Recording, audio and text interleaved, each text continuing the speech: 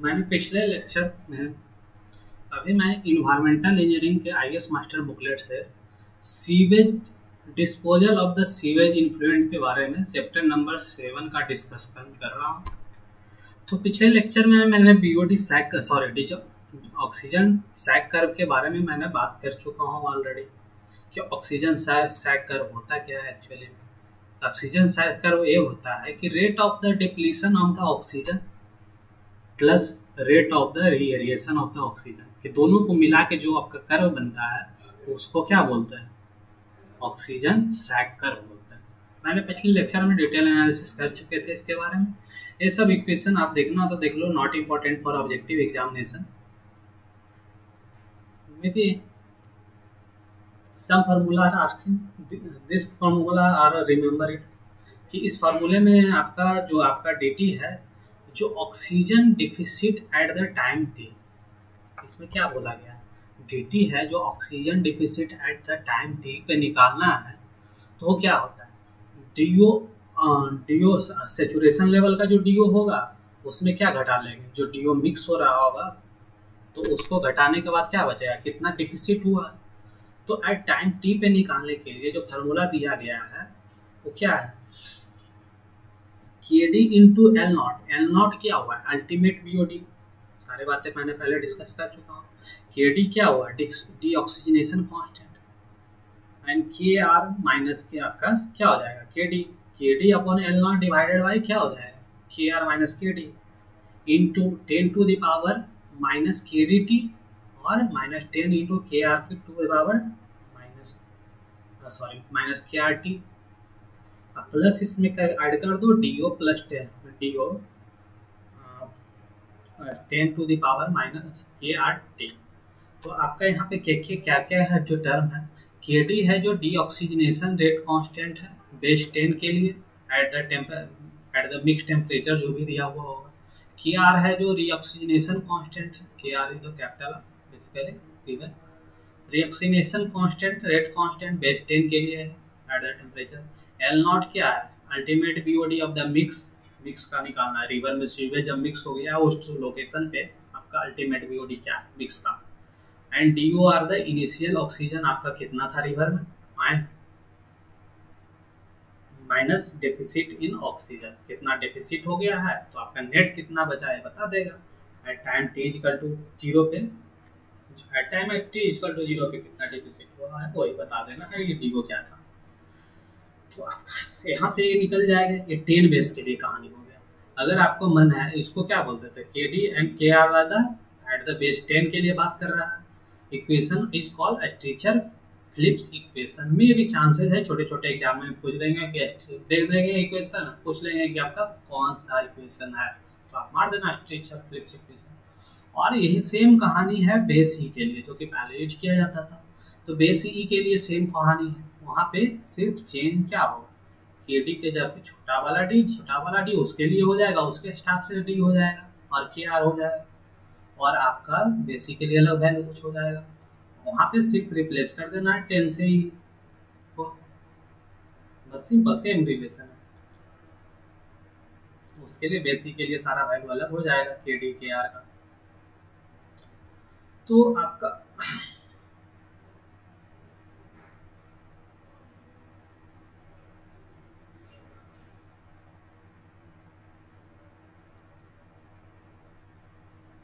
एक बी के D for river निकालने का जो मेथड है वो कन्वेंशन में भी आस्किंग पूछा हुआ है यहाँ से। तो के डी रिवर के लिए जो के डी निकालने के लिए है तो के डी बॉटल, जो भी बॉटल सैंपल जो ले गए थे रिवर से उसका बीओडी के डी और आपका प्लस क्या हो जाएगा वॉल्यूम बाई आपका डेप्थ ऑफ द रिवर, कहाँ से लिया गया सैंपल, कितना velocity of the river, velocity at depth कितना पे है और नीटा क्या है बेड एक्टिव कोफिशिएंट। ये आपका दिया हुआ है, मे भी यहाँ डायरेक्ट ऑब्जेक्टिव पूछ ले, गेट में पूछ सकता और किसी को इतना लेवल में पूछ लेगा लेवल में। तो के डी ऑफ द रिवर पूछ लेगा तो के डी बॉटल का हो जाएगा और velocity of the river at the depth into bed, ये क्या है नीटा क्या है bed active coefficient. Further next यहाँ से भी कुछ क्वेश्चन बन जाते हैं ऑब्जेक्टिव में। यहाँ से डी सेचुरेशन डी एट, ये वाला में बहुत सारे छोटे छोटे एग्जाम में पूछ दिया गया है। 20 डिग्री पे जो सेचुरेशन बीओडी होता है रिवर का, वो कितना होता है, सॉरी डिजॉल्व ऑक्सीजन 9.2 होता है ppm या मिलीग्राम लीटर पर, जो भी बोलो। ये वाला इंपॉर्टेंट है, याद आप कर लेना। 20 डिग्री सी पे सेचुरेशन लेवल जो आपका डिजॉल्व ऑक्सीजन का होता है 9.2 होता है। और ये आप पहले ही पढ़ चुके हो, KD at T degree temperature पे निकालना है तो आपका केडी एट 20 डिग्री टेम्परेचर पे क्या है दिया हुआ, into 1.047 to the power T minus 20। T क्या था जो टेम्परेचर पे निकालना है, उसमें 20 के रेफरेंस में कर लो। अगर रीऑक्सीजनेशन कांस्टेंट निकालना है एट टेम्परेचर टी, तो 20 डिग्री सेंटीग्रेड पे क्या है रीऑक्सीजनेशन कांस्टेंट, उसमें क्या मल्टीप्लाई कर दोगे 0.016 टी टू पावर आपका टी माइनस 20। सिंपल बातें हैं, वही सब चेंज कर दिया, थोड़ा सा एक कोफिशिएंट चेंज हो गया। अब फर्दर आपका ये वाला मत करो, याद नहीं होगा।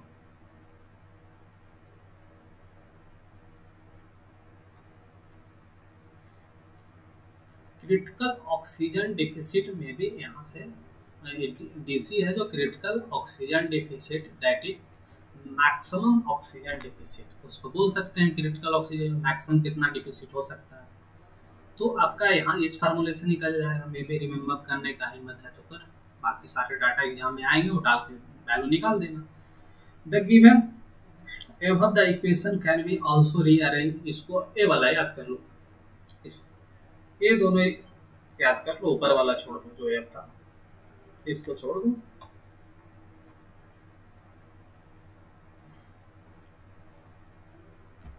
इसमें क्या हो जाता है, जो एफ हो जाता है, जो एफ क्या हो जाता है K R by K D, reoxygenation by deoxygenation, rate of reoxygenation by, इसको क्या बोल देते हैं सेल्फ प्योरिफिकेशन कांस्टेंट एफ को।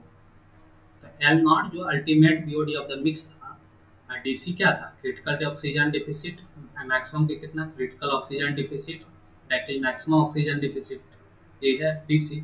और एफ क्या सेल्फ प्योरिफिकेशन कांस्टेंट, उसके पावर एफ माइनस 1 कर लो, equal to F into one minus F into one minus F into क्या हो गया डी बाई एल नॉट। ये भी आप हो सकता है, इस पे एक क्वेश्चन कर लेना, आपका क्लियर हो जाएगा।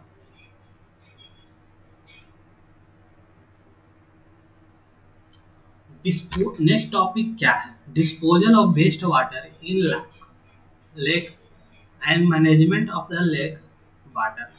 डिस्पोजल अगर आप वाटर का लेक में कर रहे हो वेस्ट वाटर का, उसके लिए क्या क्या कहानी है इसमें देखते हैं। तो ट्रीटेड और untreated sewage can be dispose in river और लेक और सैंड, ऐसे करते हैं। तो disposal of in lake, phosphorus is present in sewage prime like pollutants है। अगर आपका सीवेज में फास्फोरस है तो प्राइम पॉल्यूटेंट होगा लेक के लिए, क्योंकि फास्फोरस क्या करेगा एल्गी का इतना ग्रोथ कर देगा कि इंडोजीनियस रेसिप्रेशन चालू हो जाएगा। तो आपका फास्फोरस को पहले ट्रीट करना होगा, आगे मेथड होगा लाइन डाल के करते हैं। तो further study of the lake system क्या है, लेक स्ट्रैटिफिकेशन जो भी है कि लेयर का जो सिस्टम है, लेयर सबसे ऊपर में कौन सा लेयर होता है, उससे नीचे में कौन सा लेयर होता है, उससे नीचे में कौन सा लेयर होता है।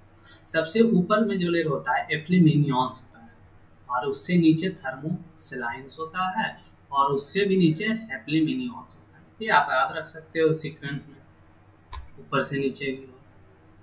ऊपर का हो जाएगा एप्लीमिनियॉन्स, बीच का हो जाएगा थर्मोसिलाइन और नीचे का एप्लीमिनियॉन्स। थर्मोसेलाइन को भी मेटालिनियॉन्स भी बोल देता है, मेटालिनियॉन्स।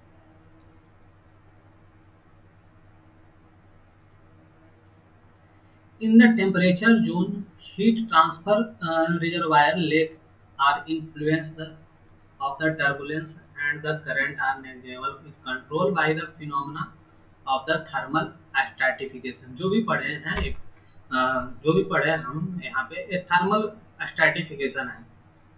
तो थर्मल एप्लीमिनियस, थर्मोसलाइन और एप्लीमिनियस ये सब थर्मल स्ट्रैटिफिकेशन है।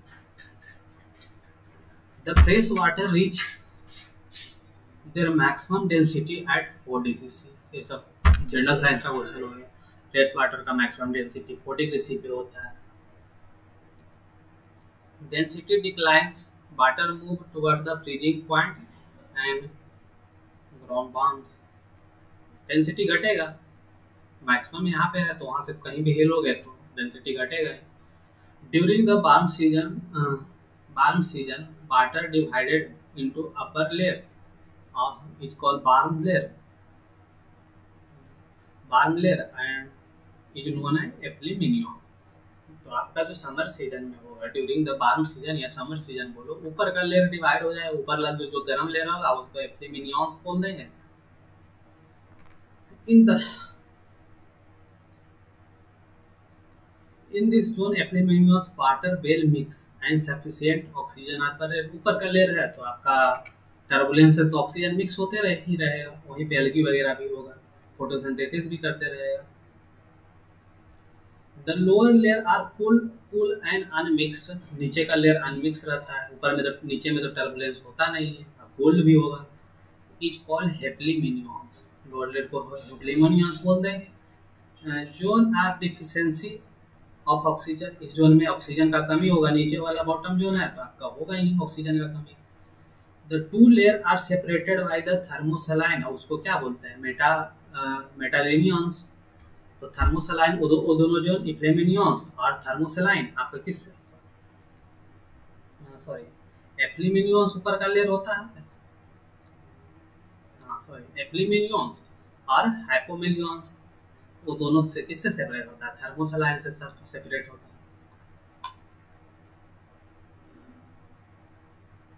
इन दिस रीजन, जो ये थर्मोसलाइन रीजन है वहाँ पे शार्प टेम्परेचर ग्रेडियंट हो, वहाँ पे टेम्परेचर शार्पली घटेगा, बहुत तेजी से घटेगा, इसीलिए बोल देता है और उसको शार्प घट रहा है, उसको थर्मोसलाइन जोन बोलते हैं। Then stratification, there in stratification is interrupted in the winter. The stripping are when the complete mix take place. वो विंटर में क्या होगा, स्ट्रैटिफिकेशन इंटरप्ट हो जाएगा, क्योंकि वहाँ पे थोड़ा ऊपर का टेम्परेचर तो गिर जाएगा, तो इंटरप्शन हो जाएगा। The maximum killing of aquatic plant and elements occurring during mixing as not accumulated to such temperature change. Maximum mixing, during mixing होता है maximum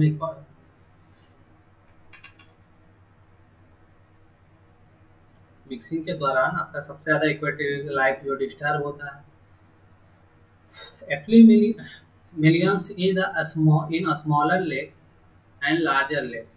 एप्लीमिलियंस in a smaller lake होगा, एप्लीमिलियंस जो ऊपर का होगा लेक वो क्या होगा, कम होगा in a smaller lake. Larger lake में क्या होगा, ज़्यादा होगा, लार्जर लेक। ये सब बातें एक्चुअल है, आप याद कर लो। एप्लीमिलियंस जो लेयर ऊपर का लेयर होगा, स्मॉल लेक में स्मॉल होगा, लार्जर लेक में लार्ज होगा।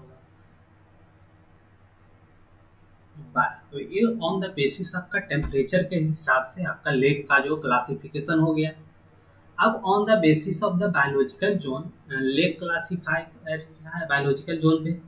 फर्स्ट होगा यूफोटिक जोन एंड सेकेंड होगा लेटरल जोन, नीचे सबसे क्या होगा, बेंथिक जोन। तो यूफोटिक जोन अपर लेयर को बोलेंगे on the basis of the biological classification है। तो आपका अपर लेयर को क्या बोलेंगे, euphotic zone. Through the sunlight penetrate, through आपका क्या होता है, थ्रू आउट इसमें क्या होगा, सनलाइट प्रेजेंट रहेगा यूफोटिक जोन में,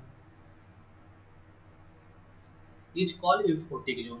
यहाँ पे ऑक्सीजन सॉरी सनलाइट पूरा में प्रेजेंट है तो इसे आपको यूफोटिक जोन बोलता है, इसको अपर लेयर में होता है। The depth of the euphotic zone reduce by the turbidity and such block the sunlight penetration. अब सनलाइट पेनिट्रेशन कैसे घट सकता है, तो टर्बिडिटी अगर वाटर लेक का ज़्यादा होगा तो सनलाइट कम डेप्थ तक पेनिट्रेट कर पाएगा, तो कम डेप्थ तक पेनिट्रेट कर पाएगा तो आपका क्या होगा, डेप्थ ऑफ द, आपका सनलाइट पेनिट्रेट कम किया तो आपका इफेक्टिव जोन का था जो डेप्थ घट गया ना, तो टर्बिडिटी बढ़ेगा तो इफेक्टिव जोन का आपका डेप्थ घट जाएगा। Second zone are the lateral zone. Lateral zone आपका क्या होगा, the zone near the soil where the root of the plant grow is called lateral zone. This zone never extend beyond the euphotic zone. अब कह रहा है कि ये जहाँ पे जो भी आपका जो आपका जो भी हो लेक हो, लेक के किनारे क्या होता है आप देखो कभी, तो यहाँ पे क्या होता है, जड़ें निकली होती है लेक में, तो उसका रूट प्लांट का जो भी रूट होता है वो जहाँ तक ग्रो होता है, वो जहाँ तक इस, मान लो यहाँ पे प्लांट है, यहाँ पे प्लांट है तो यहाँ तक रूट आपका जोन आपका है, तो जहाँ तक ग्रो होगा उसको क्या बोलेंगे, लेटरल जोन।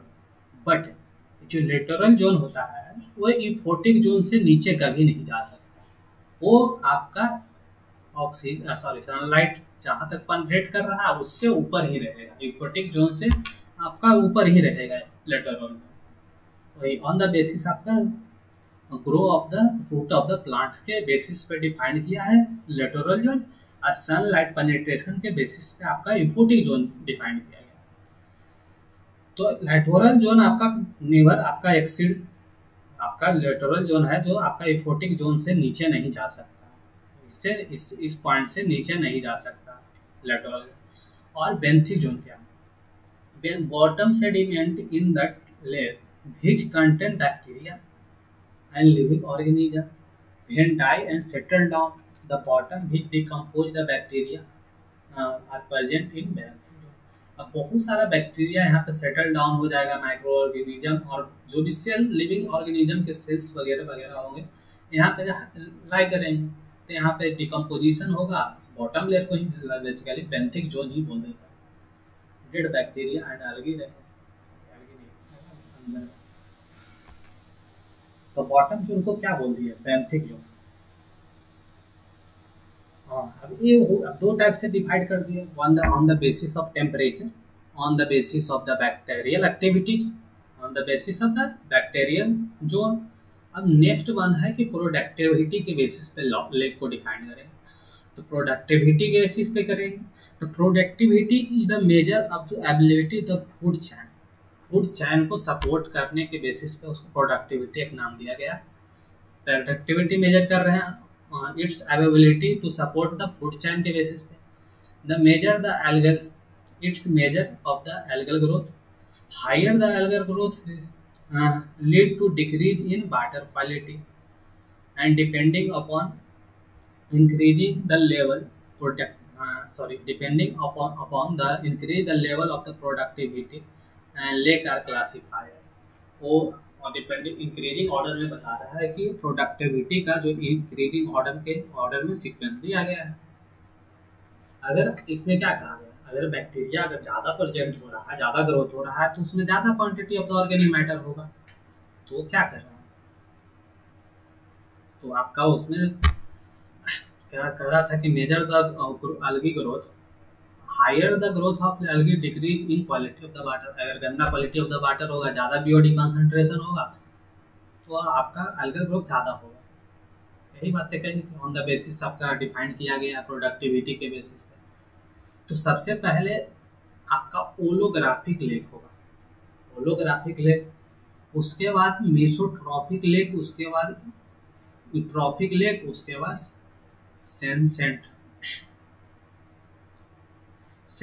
लेक होगा उसके बाद। ये क्या है, ये on the increasing order the productivity, इस डायरेक्शन में इंक्रीज कर रहा है, तो आपका प्रोडक्टिविटी के बेसिस पे डिफाइन किया गया।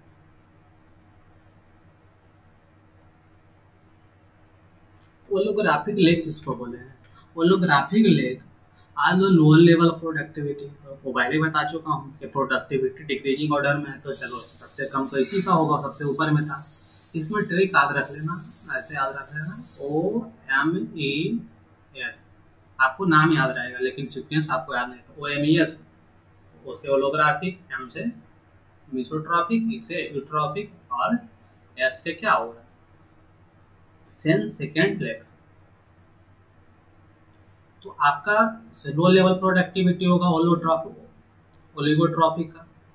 Then due to the several limited supply of nutrient and support the algae growth, eutrophic zone are extended to Hepliminios, which is case of the become aerobic and algal growth are negative. ये low level of the productivity, इसमें यही पूछता है। आपका oligotrophic zone है जो low level of the productivity होता है, इसमें क्योंकि sufficient amount of limited supply of the nutrient है, तो एल्गी का तो ग्रोथ ज़्यादा हो नहीं पाएगा, जब न्यूट्रिएंट रहेगा तब ना होगा। नेक्स्ट है कि मीसोट्रॉपिक, इसमें क्या होता है, medium level of the productivity होता है, ये एग्जाम में पूछा जाता है क्योंकि मीडियम ग्रोथ ऑफ एल्गी है। नेक्स्ट है यूट्रॉपिक, इसमें क्या होता है, यूट्रॉपिक तो पहले ही बहुत बार पढ़ चुके हैं। हाई प्रोडक्टिविटी होगा क्योंकि higher growth of the algae होगा, इसमें न्यूट्रिएंट का सप्लाई बहुत ज़्यादा होता है, तो हायर ग्रोथ ऑफ एल्गी होता है, तो क्या होता है, इंडोजीनियस रेसिप्राइसेशन चालू हो जाता है, तो इसमें यूट्रॉपिक बोल देते हैं। Eutrophic zone are the will partially extend of the, कहाँ तक होता है,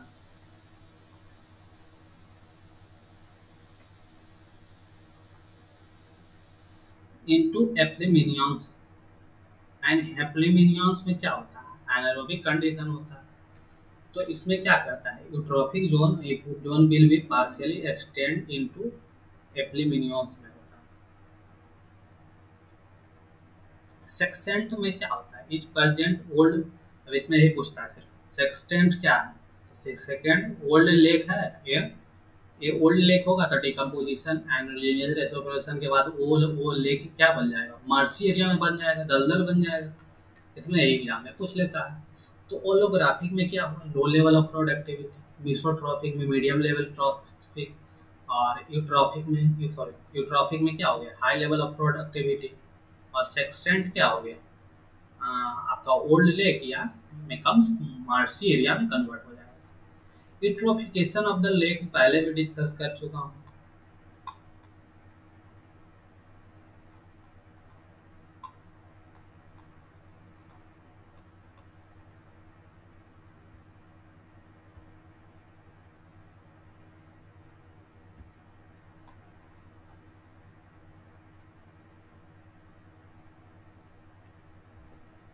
यूट्रोफिकेशन ऑफ द लेक कैसे होता है, तो eutrophication of the lake, it is a natural process under the lake are the infested with the algae and silt up the gradually becomes shallow and more productivity entire the cycle like carbon and nitrogen and phosphorus cycling में होता है। ये सब basically क्या होता है, eutrophication में आप हायर, जब आपका लेक में कभी आप हायर नाइट्रोजन फास्फोरस न्यूट्रिएंट्स आप भेज देते हो तो क्या होता है, higher level of the algae growth हो जाता है। तो higher level of the algae growth हो जाएगा तो कुछ टाइम तो फूड रहेगा, बीओडी रहेगा, तो उसको खाएगा। जब आपका फूड का कंसंट्रेशन घट जाता है तो क्या करता है, एक दूसरे को खुद में ही मरता है, वो खाने लगता है, तो उससे ही बोल देता है eutrophication of the lake. Increase the phosphorus in lake in water quite, eutrophication of the lake, nitrogen अगर आप फॉस्फेट का कंसंट्रेशन लेक में ज़्यादा कर रहे हो तो यूट्रोफिकेशन का चांसेस बढ़ जाता है। Is called the cultural eutrophication. Cultural eutrophication इसलिए नाम दिया गया है क्योंकि ये कल्चर से आया। कल्चर बोले तो जब किसान आप यूरिया फॉस्फोरेट का खेत में यूज करते हैं तो टाइम जब बारिश का मौसम आता है तो क्या होता है, जो खेत का मिट्टी है वो धुल के कहाँ चला जाता है, लेक में पहुँच जाता है, लेक में पहुँच जाएगा, रिवर में पहुँच जाएगा, तो क्या होगा, इसीलिए इसका नाम दिया गया है कि ये कल्चरल है, टाइम के साथ आया है। Hence phosphorus is make in lake only solution to add the lime and degrade out the sediment। Phosphorus अगर मिक्स हो गया लाइफ में तो ओनली एक सॉल्यूशन है कि आप लाइम ऐड करो तो फास्फोरस लाइम प्रेसिपिटेट होकर बॉटम में बैठ जाएगा। Avoid the eutrophication lake should not be used to disposal of even treated of the sewer. Eutrophication से बचना चाहते हो तो आप प्रॉपर ट्रीट करके भेजो सीवेज। ऑटोट्रोफिज्म एंड हेटेरोट्रोफिज्म, ये मैंने पहले भी बता चुका हूँ कि बैक्टीरिया जो एक दो बैक्टीरिया होगा, एक ऑटोट्रॉफ होगा एक हेटरोट्रॉफ होगा। Bacteria oxidize inorganic matter in term of an autotroph and oxidize organic matter is called heterotroph. पहले ही बहुत बार होती है। जो बैक्टीरिया आपका इनऑर्गेनिक लाइक कार्बन डाइऑक्साइड इस सब टाइप की चीज़ें को जो भी ऑक्सीडाइज करेगा वो ऑटोट्रॉफ कहलाएगा। नाइट्रोजन कौन सेटिस्फाई करता है? नाइट्रोजन को कौन डिक्लेयर करता है? नाइट्रोजन आपका इनऑर्गेनिक मैटर है, तो नाइट्रोजन को सेटिस्फाई करेगा ऑटोट्रॉफ्स। अब जो बीओडी होगा वो कार्बनिक मैटर है, तो उसको कौन सेटिस्फाई करता है? हेटरोट्रॉफ्स। सिंपल बात है।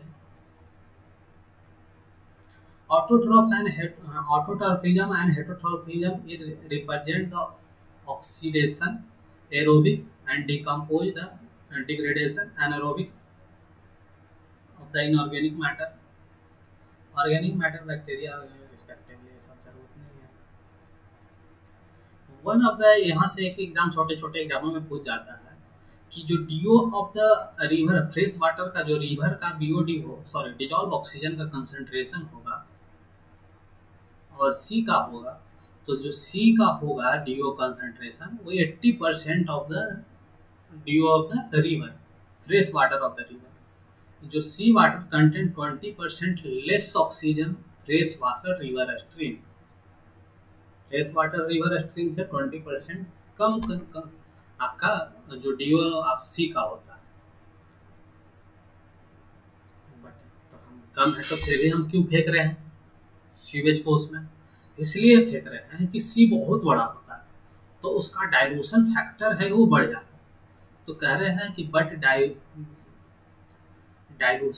जो dilution is more in sea can be consider as a source of disposal. उसमें तो बहुत सारा कचरा डाल सकते हो, बहुत सारा होता है ना, बहुत सारा एरिया होता है सी, इसी पर्पज से हम उसको यूज करते हैं क्योंकि बट उसमें ऑक्सीजन कैरिंग कैपेसिटी 20% लेस होता है कंपेयर टू फ्रेश रिवर।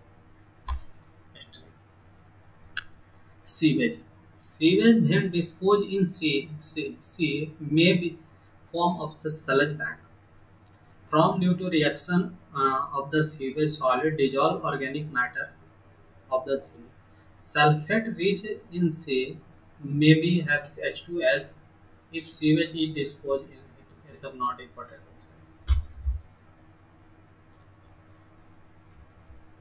आप जो आपका जो कोड दिया गया है इंडियन स्टैंडर्ड के द्वारा इन्फ्लुएंट टू आपका जो भी सी में डिस्पोज करने से पहले उसको कितना रखना है, उससे ज़्यादा नहीं होना चाहिए। ये एग्जाम में पूछा जा चुका है ये सी में।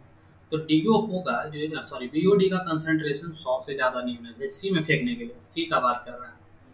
और सीओडी का कंसंट्रेशन 250 और पीएच 5.5 to 9 लगभग सब लगभग जगह से। सस्पेंडेड सॉलिड भी 100, बीओडी और सस्पेंडेड सॉलिड का एक ही क्राइटेरिया होता है बेसिकली। क्लोराइड का कंटेंट 15, ऑयल एंड ग्रीस 20। अब कहता है कि सीवेज को जब भी डिस्पोज करना होगा सी में तो हम लो टाइड के दौरान, ओनली लो टाइड के दौरान ही फेंकेंगे। एक कंडीशन है फेंकने का, एग्जाम में पूछ सकता है आपको सीवेज को कब फेंकेंगे सी में, only during low tide. In this method, sewage effluent treated or diluted generally disposed applying on the land. During the day, high tide will be occur twice and low tide occur twice. एक दिन में 2 बार low tide आता है और high Tide आता है, सब बातें जानते होंगे ज्योग्राफी से। Each आफ्टर आपका 6 आवर 12 मिनट के बाद एक आपका लो टाइड हाई टाइड आएगा। During high tied the water level rise हो जाता है। कितना राइज हो जाता है? तो अप टू 9 मीटर राइज तक हो जाता है, 9 to 12 मीटर में भी